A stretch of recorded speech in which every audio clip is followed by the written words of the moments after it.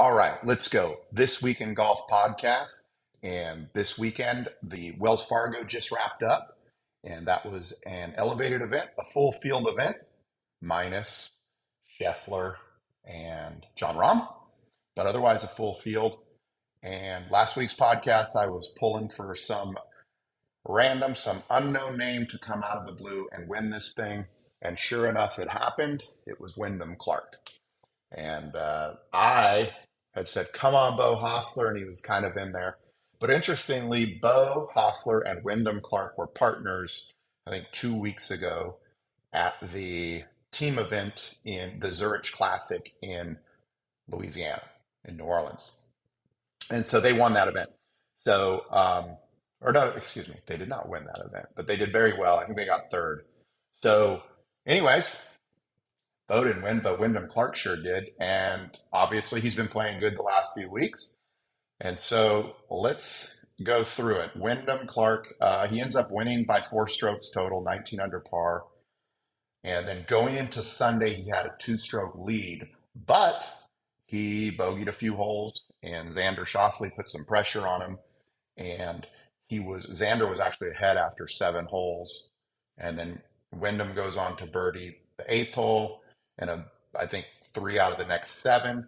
And he ends up kind of running away with it on the back 9.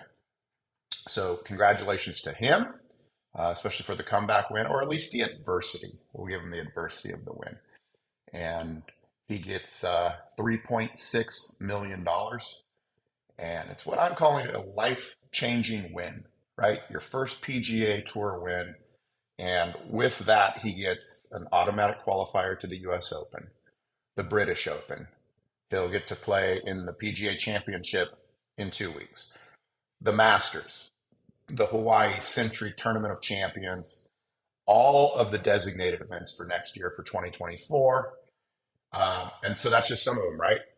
And, it's interesting. I was looking at some of the names that are just still out there that you see from tournament to tournament that never really seem to do that great. They make some cuts and they make some money. And the 2 names that always stand out are Jason Duffner and Lucas Glover.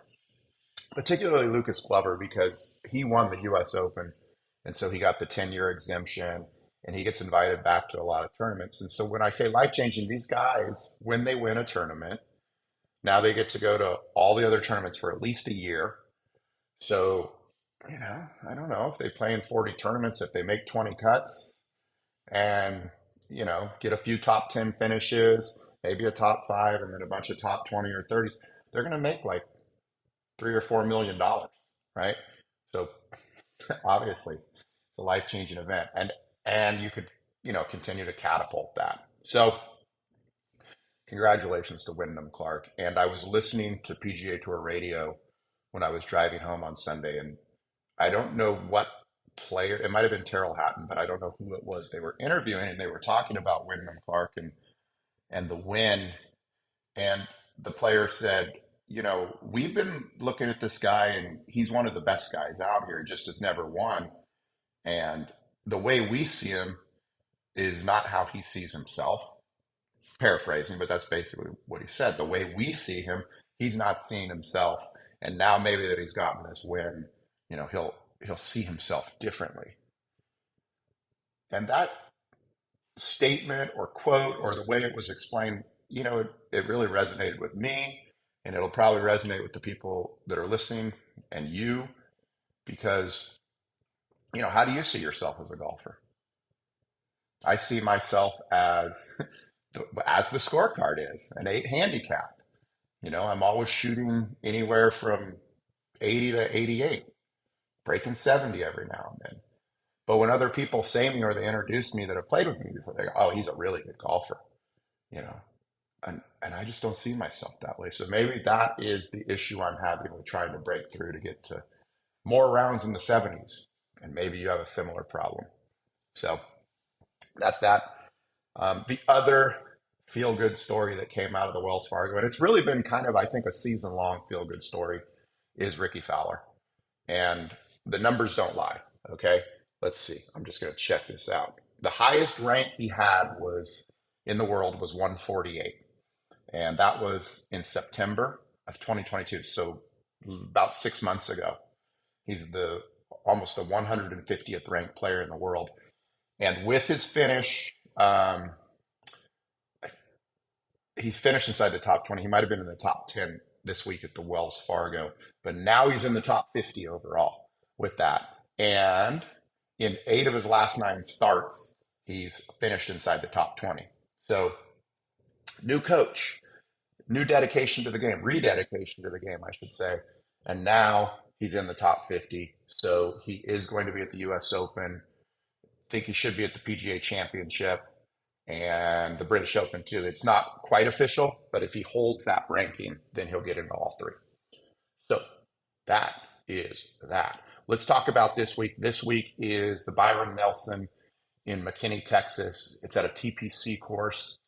And this week, the last 2 years of this tournament have been won by K.H. Lee. So he's going for the three-peat. And it's not an elevated event. It's a $9 million purse overall. There are some names out there. The biggest names are Scheffler.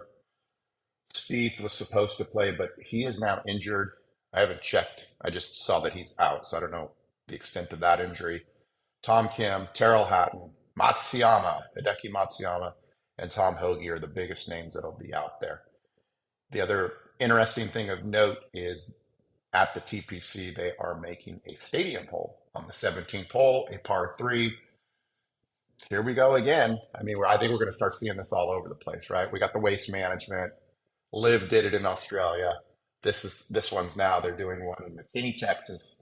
So getting the people out there, getting the people interested in the game, that the casual, I wouldn't even say the casual fan, probably the non-fan, go out there and get to have a good time on the 17th hole.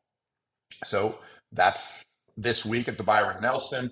And then the week after that is the PGA Championship. So big week next week in the field of golf, the PGA Championship. And what an event that is. Obviously a major, but also an event that PGA professionals can qualify for. I think there's 22 of them that will qualify. Anyways, I'll get more research so I sound a little more factual next week when we talk about the PGA Championship. And then the final topic of the day is LIV. LIV is playing an event this weekend also, which is in